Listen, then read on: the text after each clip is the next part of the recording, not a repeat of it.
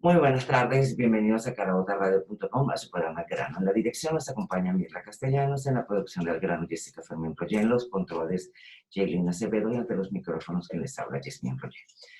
Damos a todos ustedes la bienvenida, será un gusto acompañarlos durante una hora. Recordamos las mínimas medidas de bioseguridad porque el COVID está allí.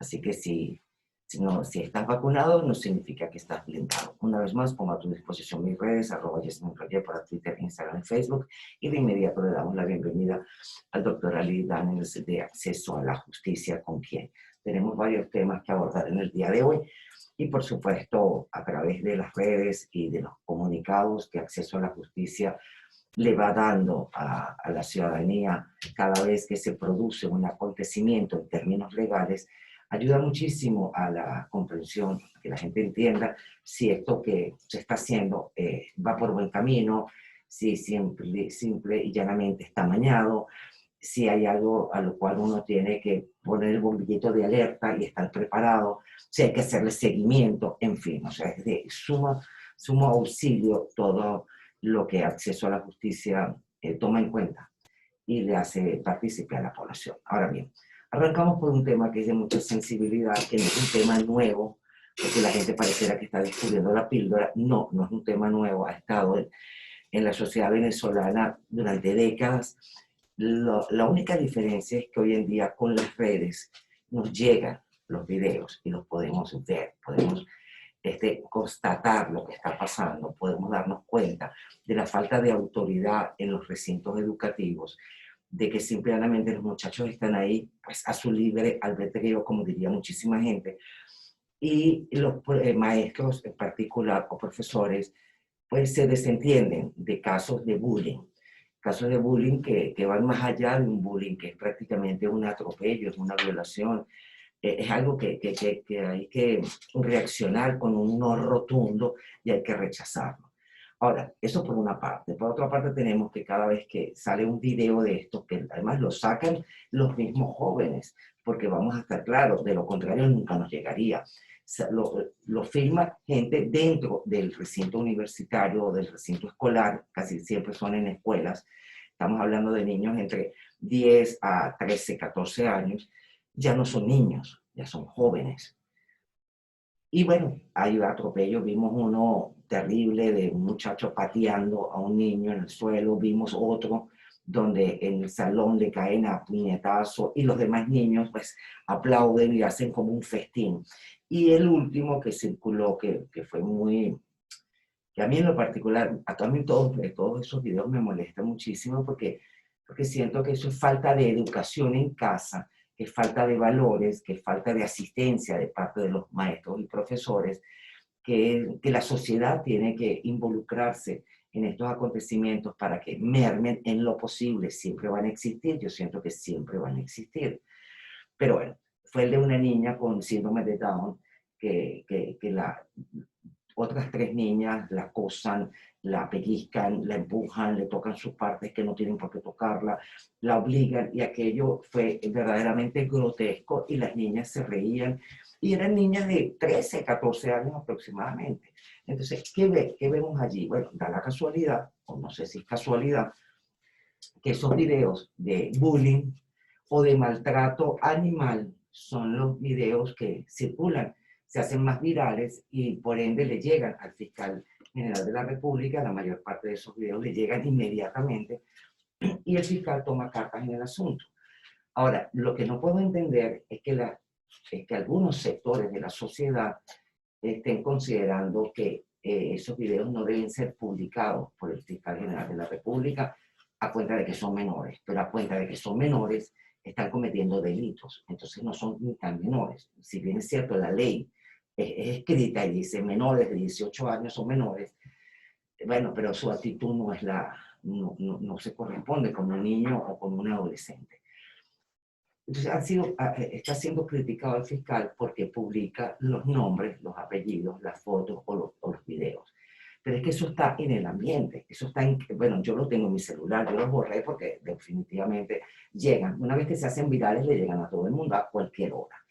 Ahora, ¿cuál es su opinión en ese sentido? Porque como cosa curiosa, la LOGNA a veces no existe, pero cuando la gente la necesita, entonces sí, la LOGNA sí existe. Entonces, ¿existe o no existe? ¿Quién debe ser imputado? Porque el fiscal imputa, a mí no se pregunta, a un menor se le puede imputar, ¿cuál es el castigo para un menor? ¿Debería ser las autoridades del centro educativo? ¿Qué debe proceder allí? Bienvenido, doctor Ali Daniels, director de Acceso a la Justicia. Bueno, muchísimas gracias, Yami. Siempre un placer estar en tu programa.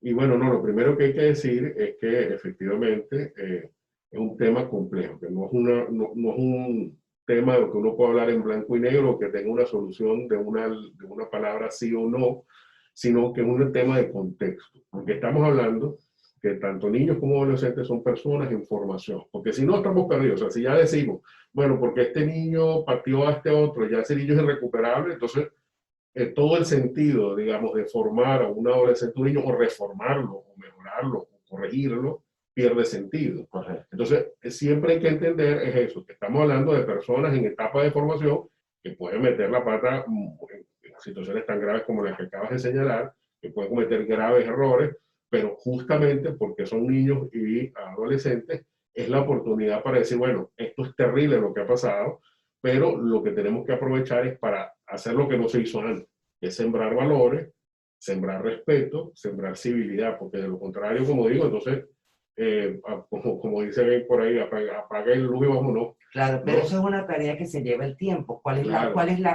¿Cuál sería la respuesta inmediata? Porque hay que abortarlo, hay que pararlo, hay que frenarlo a Claro. lugar. Y es que ese está el punto, porque entonces muchas instituciones educativas, por el temor al escándalo, que además es inútil, porque ya el escándalo, como usted mismo lo ha señalado, ya el escándalo se generó. Sí, claro. Entonces, lo que hacen más bien es hablar con los representantes, porque ya hemos conocido varios casos, uno aquí en Caracas, por ejemplo, donde incluso había un tema de abuso sexual.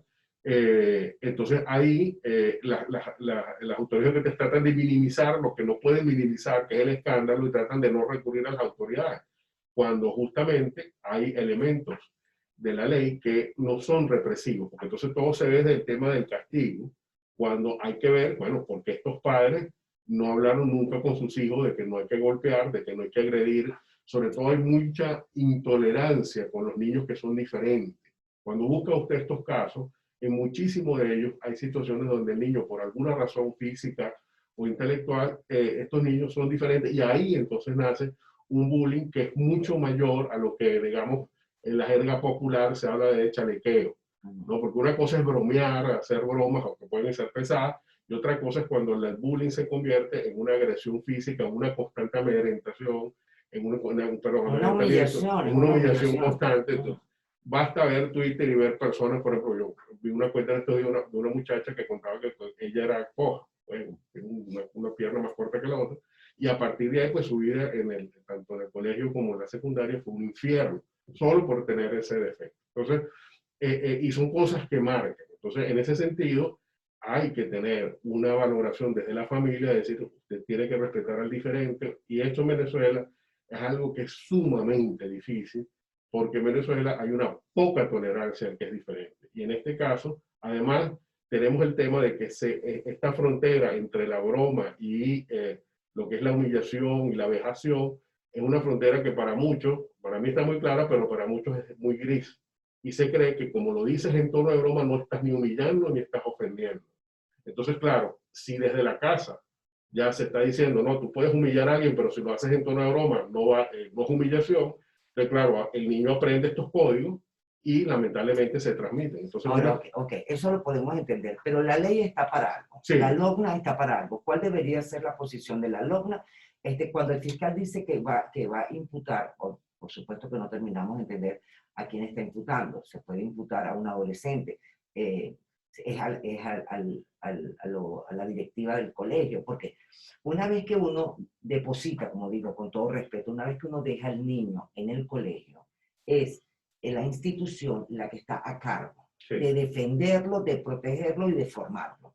Si no cumple con una de esas, pues obviamente que el problema está dentro del colegio. Claro, entonces el protocolo, que primero el colegio tiene que tener un protocolo, primer paso, un protocolo de acción en casos de bullying, donde haya una agresión que suponga una agresión física o una agresión que ya raya en la humillación y en la degradación.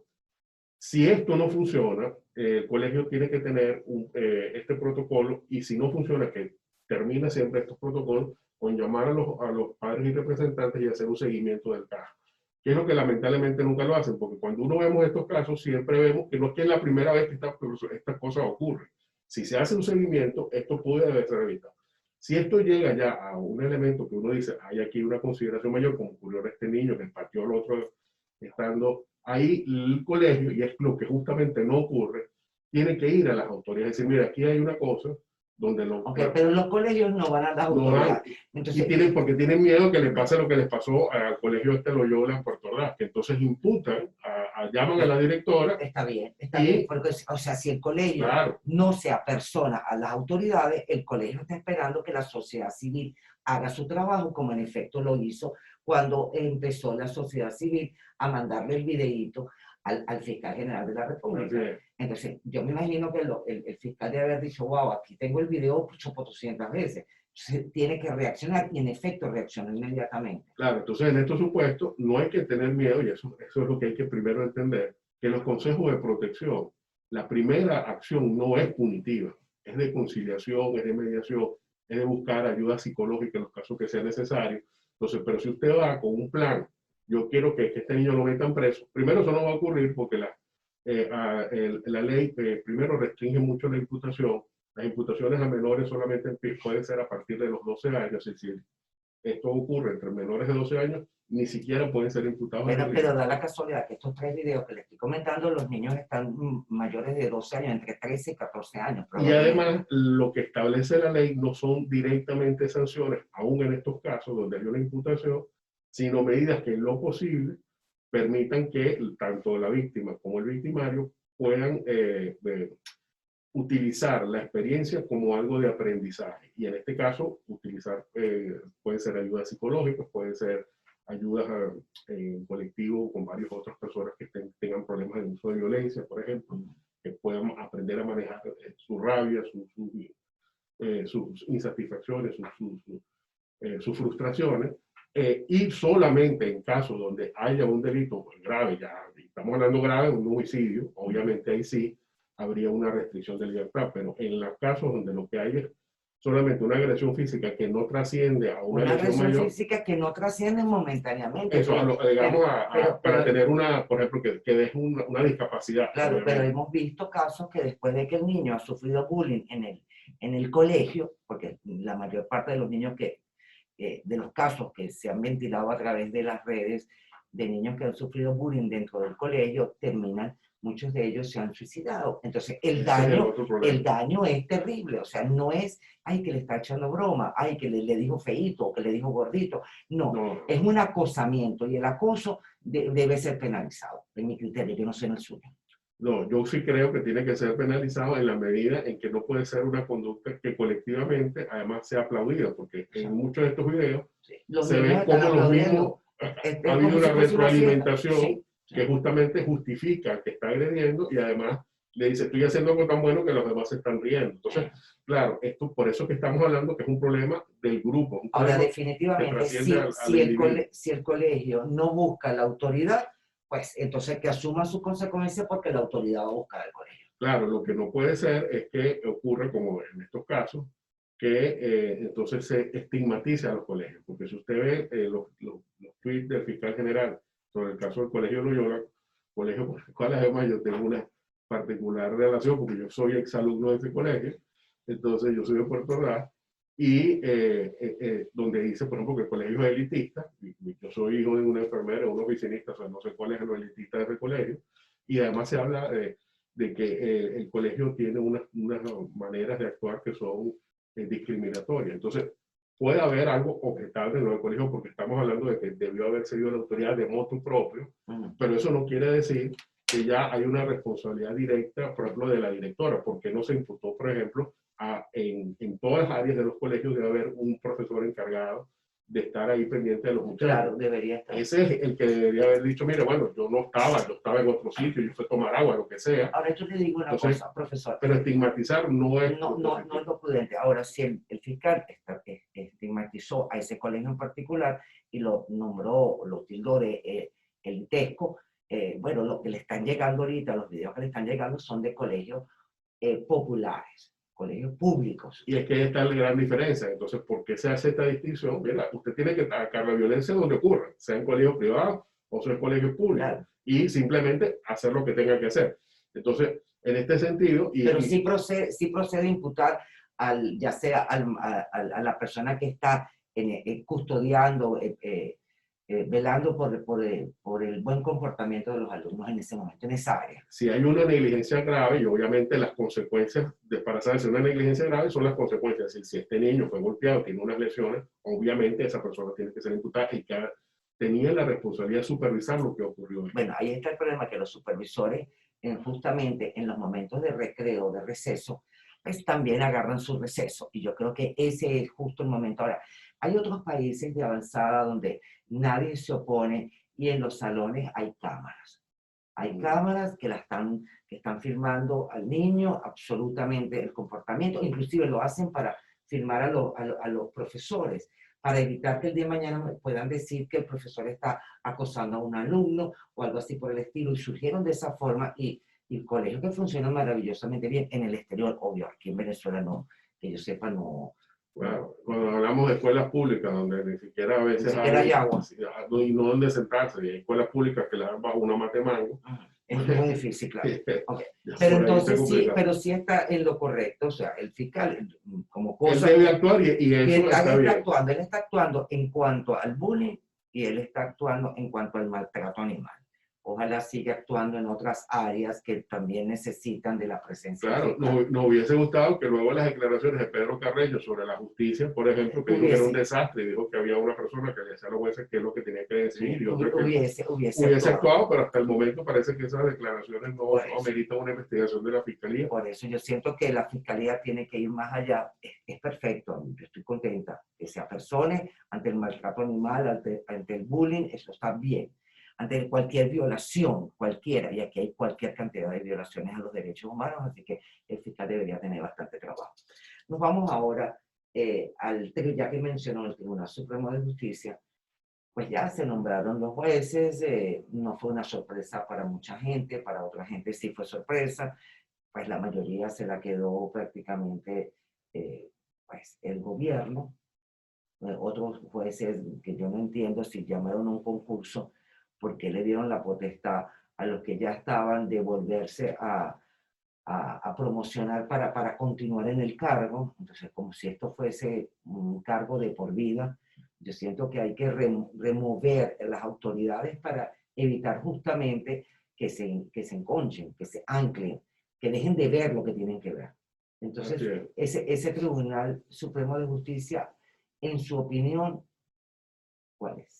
Bueno, que no solamente se eligió a los magistrados de la misma manera arbitraria que se han escogido durante los últimos 20 años, sino que esta vez es peor, y esto quisiera destacarlo, en la medida en que adicionalmente, como ya usted misma lo está señalando, hay este fraude constitucional porque el artículo 12 y 8 de la Constitución habla de un periodo único, y esta palabra único es lo que dice el texto literalmente, periodo único de 12 años.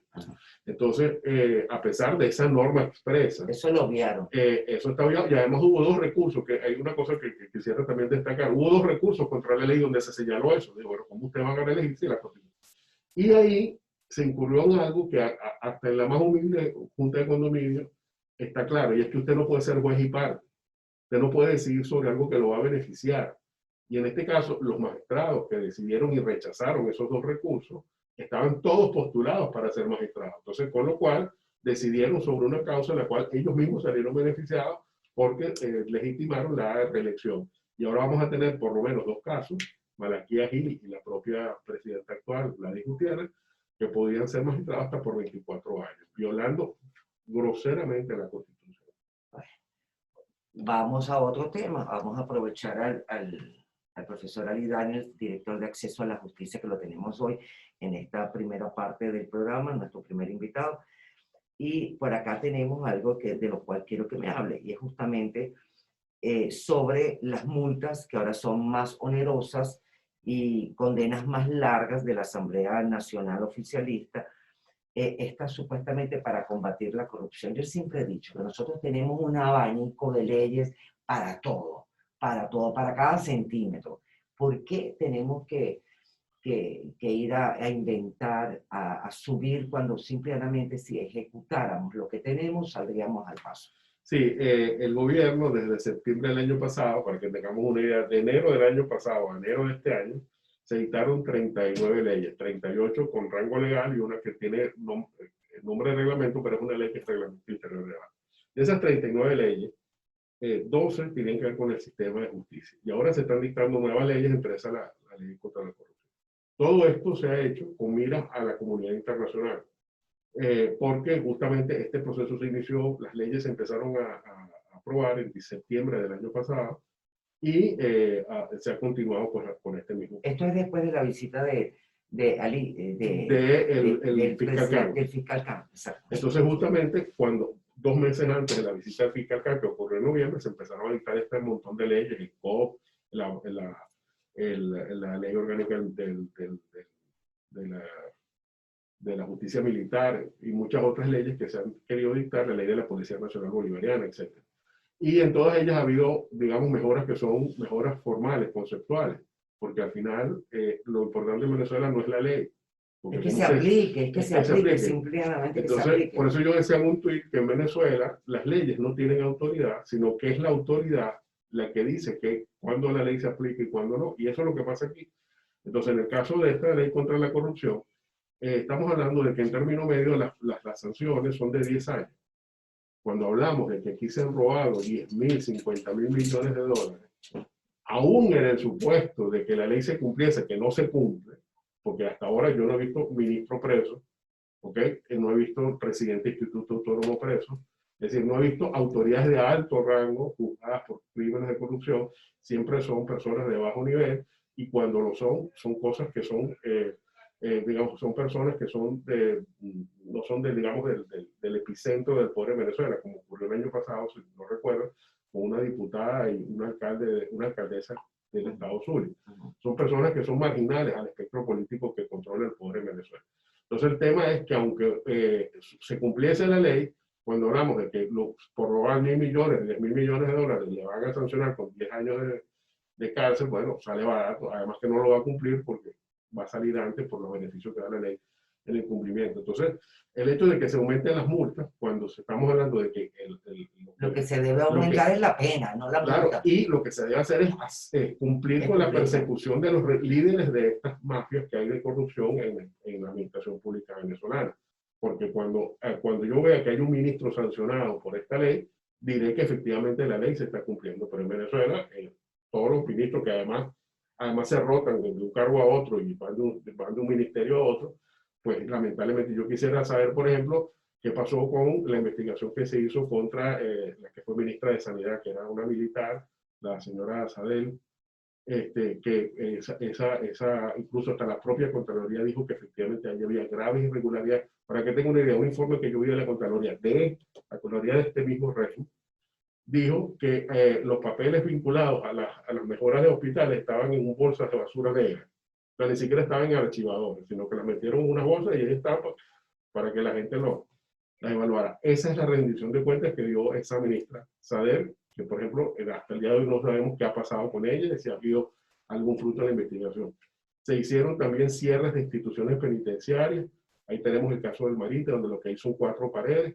En el estado Zulia no hay una institución penitenciaria, lo que hay son calabozos judiciales, el segundo estado con más población del país. ¿Qué pasó con esas cárceles que se iban a construir?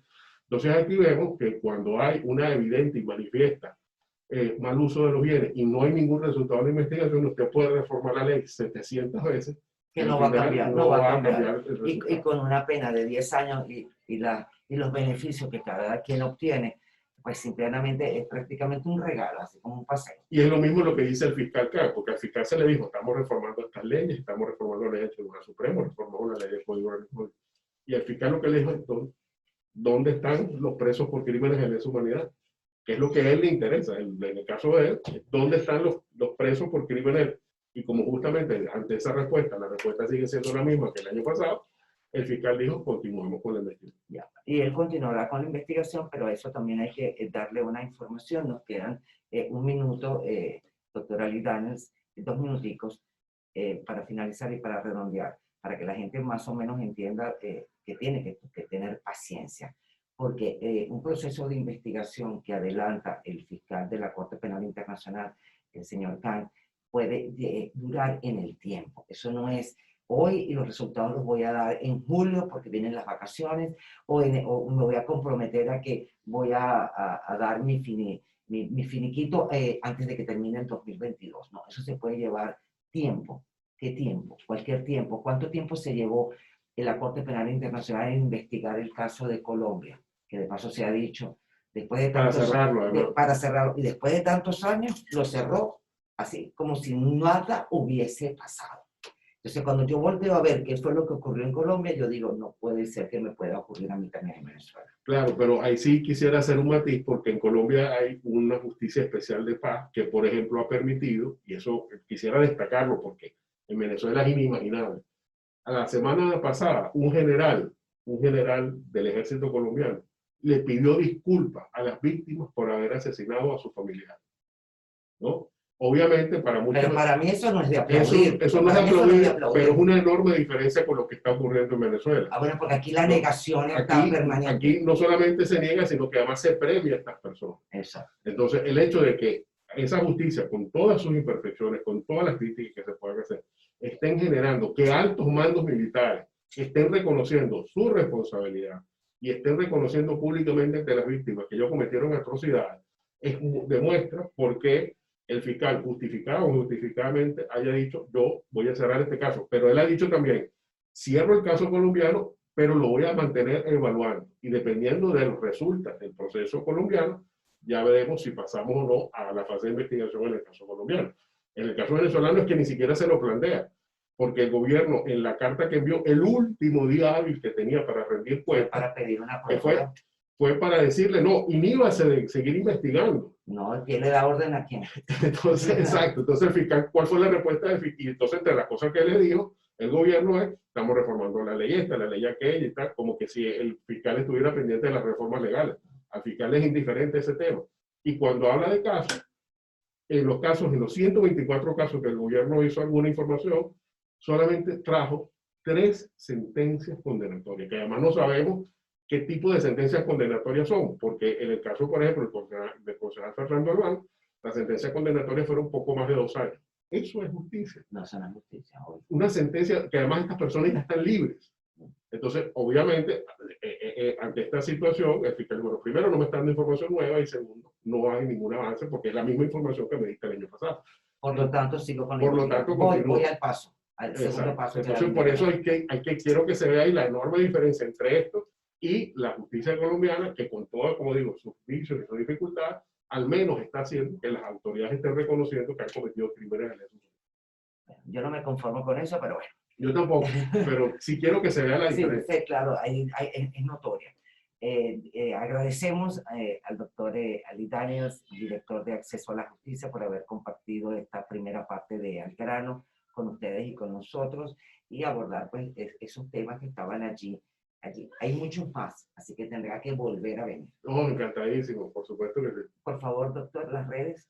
En nuestro Twitter es @acceso a justicia, en nuestra página web www.accesoalajusticia.org. Si van a conectarse con CanTV, por favor usen un VPN porque estamos bloqueados por CanTV. Y por Instagram y por Facebook, Acceso a la Justicia. Y mi Twitter personal, @AliJDaniel.